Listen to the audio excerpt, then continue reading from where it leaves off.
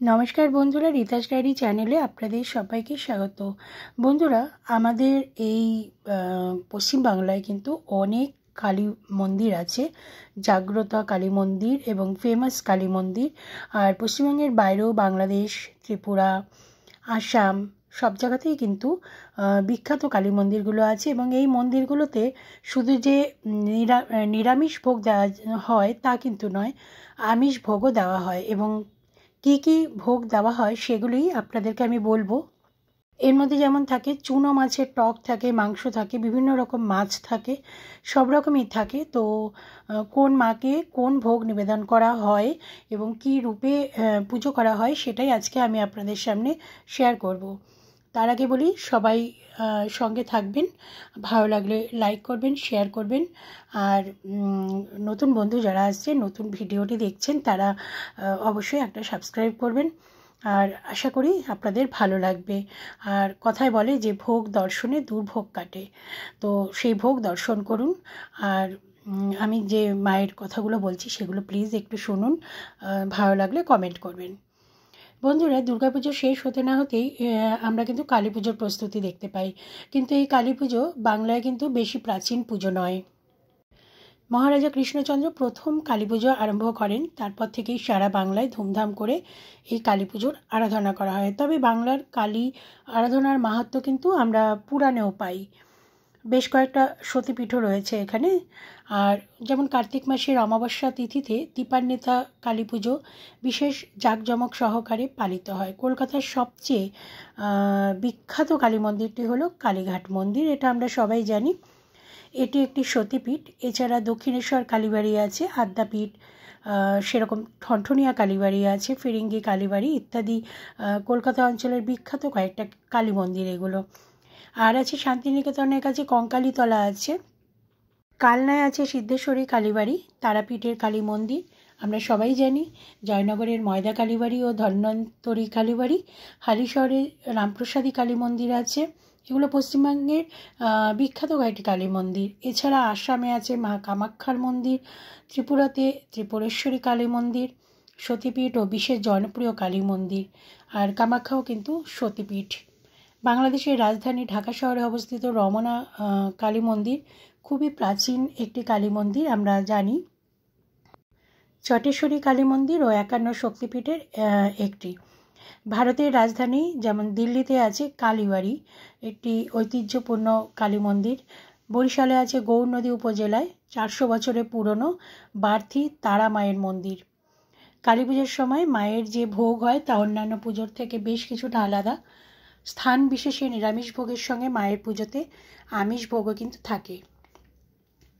নিরামিষ ভোগের মধ্যে যেমন থাকে অন্নভোগ, পোলাও ভোগ, সাদা ভাত, খিচুড়ি, শুক্তো, শাক, ডাল, 5 রকমের ভাজা, 5 মিশালি তরকারি, আলু পটলের তরকারি, আলু ফুলকপির তরকারি, লুচি, ছানার তরকারি, খেজুরের চাটনি, পায়েস, মিষ্টি। সেই রকমই কিন্তু আমিষ ভোগেও ভোগও কিন্তু কালীকে নিবেদন করা হয়। যেমন যে কোনো আঁশযুক্ত মাছ, রুই মাছ, কাতলা মাছ, ইলিশ মাছ, চুনো মাছের টক, পোড়া শোল মাছ মাখা, আর পেঁয়াজ রসুন ছাড়া নিরামিষ কচি পাঁঠার মাংস। প্রাচীন রীতি মেনেই ভোগ রান্না হয়ে থাকে রাজ্যের 3 অন্যতম কালীতীর্থে, দক্ষিণেশ্বর, কালীঘাট এবং তারাপীঠের মতো কালীতীর্থে যাবতীয় রীতিনীতি মেনেই কিন্তু পুজো এবং ভোগ নিবেদন করা হয়। বন্ধুরা, দক্ষিণেশ্বর কালী মন্দিরে ভোরবেলা ভবতারিণীর বিশেষ আরতি করা হয়। তারপর ঘট স্নানের পর মায়ের পুরনো ঘটেই নতুন করে গঙ্গার জল ভরে প্রতিষ্ঠা করা হয় কালী পুজোর দিন। আর দক্ষিণেশ্বরে মা ভবতারিণী ঠাকুর শ্রীরামকৃষ্ণের দেখানো পথেই কিন্তু পুজো পান।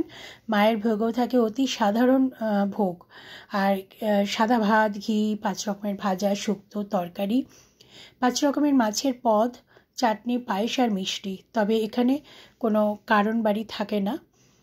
আর তারাপীঠ কালী মন্দিরে, বীরভূমের তারাপীঠ যে কালী মন্দির, সেখানে সারা বছর দেবী মা তারা রূপে পূজিতা হন। কিন্তু কালী পুজোর দিন মা কালী কিন্তু মা তারা কিন্তু কালী রূপেই পূজিতা হন। অমাবস্যা তিথি মেনে গভীর রাতে নিশি পুজো হয় তারাপীঠে। আর কালীকে স্নান করিয়ে নতুন বেনারসি এবং সোনার গহনা দিয়ে সাজানো হয়। দুবেলা অন্নভোগ দেওয়া হয় এখানে।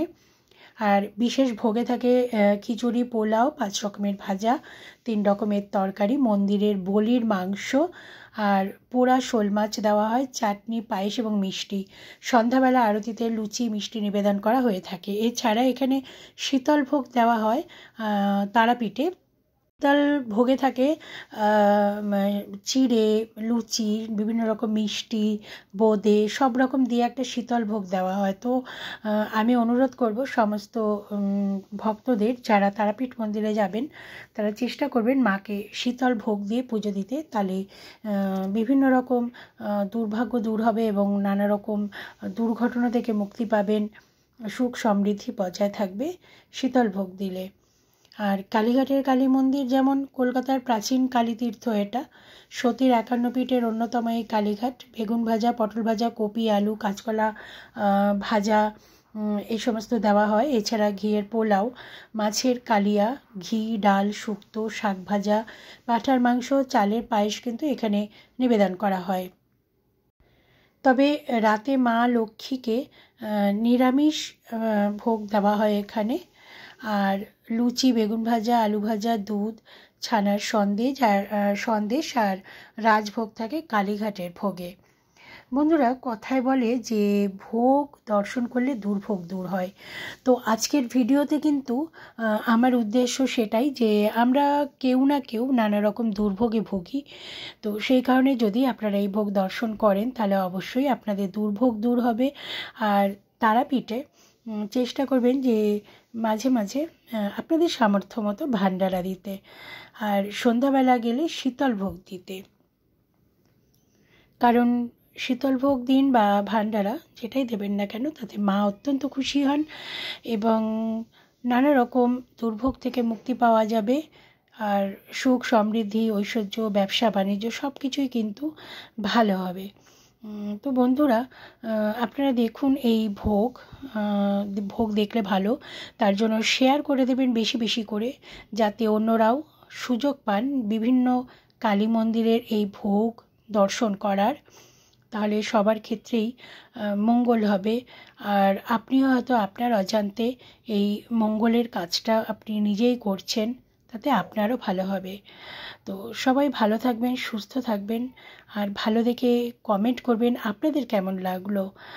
আর যারা নতুন বন্ধু আসছেন তারা সাবস্ক্রাইব করতে ভুলবেন না, তাহলে এই ধরনের অনেক ভিডিও, অনেক টোটকা, অনেক ক্রিয়া যেগুলো আমি আপনাদেরকে দিতে পারবো, আর আপনাদের নিত্য নৈমিত্তিক জীবনে এগুলো ভীষণভাবে কাজে লাগবে। তো বন্ধুরা, আজকে আমি শেয়ার করলাম সমস্ত কালী মন্দিরে, বিশেষ করে 3 কালীতীর্থের ভোগের কথা। আপনাদের অবশ্যই হয়তো ভালো লাগবে। তো ভালো লাগলে একটা কমেন্ট করবেন।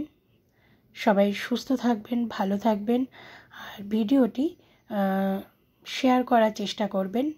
আর আমিও চেষ্টা করব আপনাদেরকে আরও নতুন নতুন ভিডিও শেয়ার করতে, যাতে আপনাদের উপকার হয়, আপনাদের ভালো লাগে। আমার অন্যান্য ভিডিওগুলোও আপনারা দেখবেন, আর এই ভিডিওটা দেখবেন, লাইক করবেন। সবাই ভালো থাকবেন।